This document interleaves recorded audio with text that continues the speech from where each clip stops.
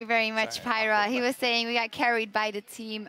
Some comfort picks coming in for Giants. On the other side, Copenhagen Wolves confident after their win yesterday. The Hecarim, the Kalista, the Braum with Smite.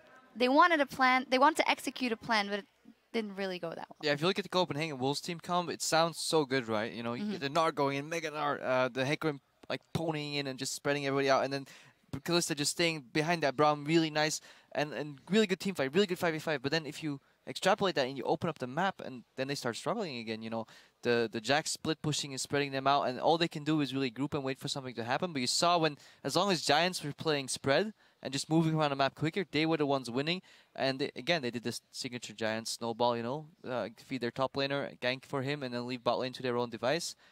And yeah, bot lane for Copenhagen Wolves ran Smite. I just want to elaborate a little bit on that before we move on to the game analysis. The reason Smite support can work is because you're in a meta game right now where people take Krugs or Gromp level 1 and you can burst that down. But ironically, the Braum Kalista matchup can actually get that Gromp without losing a single creep on lane, so you don't even need that Smite in a sense. And I kind of didn't like that Unlimited played without Flash, because one of the strengths of Braum is that you can Q Flash and then auto attack and then really have 2 stacks and then have the Kalista follow up for the stun all-in combo. So while choosing Smite might throw the enemy off guard, I don't think they got the maximum value out of it. Even in terms of securing objective, Kalista E is uncapped against monsters, so that's like a 1000 damage smite your AD carrier already has. You don't need an extra smite on support there, so I think they lost out. I think they could have won that bot lane harder, but it's not really their fault, because Copenhagen Wolves dropped the ball in the solo lanes. Yeah, as you said, bottom lane they won, but not hard enough. And we called it beforehand, maybe the Giants could work out their strategy again, and all the doors were open for them with that Jax pick that was given up for them again. Whirlip is a beast on that. Yeah, he definitely knows how to play when he's behind and then starts getting ahead with the help from jungle, though. Frederick played an amazing Vi. Really a lot of presence, because Vi usually only is like this one-trick pony when she gets her ulti, but he ganked before that, got his teammates ahead. Again, Pepinero wins his lane hard enough that he can freely roam and just get the top laner ahead and still stay relevant in the mid lane. They basically blew his flash when he was trying to walk back in the lane, but he was never really punished for that. And then at one point, yeah, the Giants were ahead, and that's where our first replay pretty much comes in. If we can get out on your screen right now, we can basically see how tanky Whirlip was at that point, because they're closing in on him 4 against 1. He should die here. If we can run the clip and just like let the clip speak for itself. We're going to run it in just a second. There we go. There we go. So Whirlip, you know, 4 people collapsing him. He should pretty much be dead here, but he pops his counter-strike, survives, then he leaps out, and then he should have been dead here, just straight on. But because he's so fed, it allows the Giants lineup to just come in. This is where Kalista actually works with Braum, because he can ulti him out, but they send him back in, but it doesn't really work. The counter-engage kind of fails. Youngboy tries to go in, but really good spacing from Giants. They don't overreach, which is really important against this lineup. Rydell secures a kill here, and from this point on, if this doesn't work for Wolves, it's pretty much over.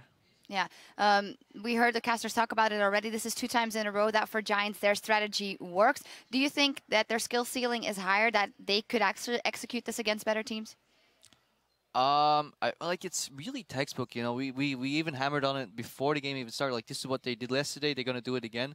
I really feel if a mid laner puts some more pressure on Pepinero, if there's more warding, even a lane swap to keep that Jax down, if the top laner plays a little more careful, it's not going to work, because we saw Giants struggle in the mid game.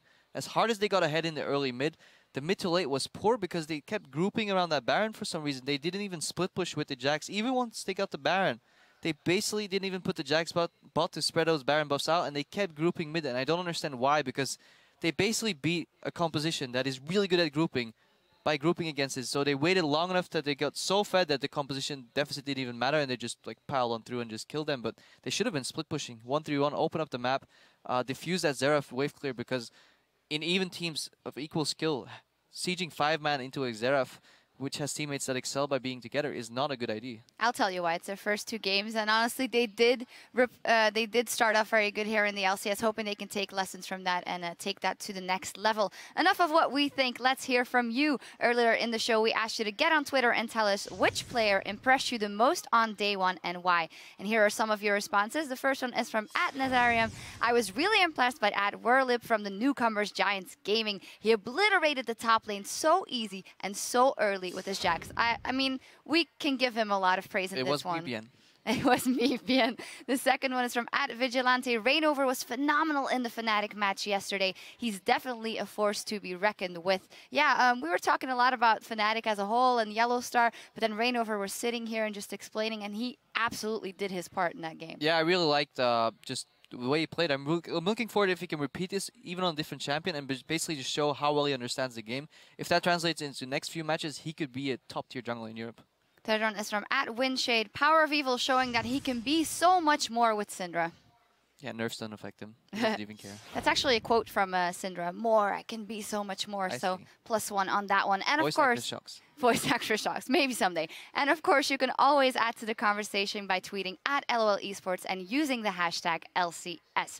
Now we're going to take a short break as Roccat sets up to take Gambit. According to the vote at lolesports.com, you think Roccat is going to come out ahead. Don't touch that browser and we'll see what happens.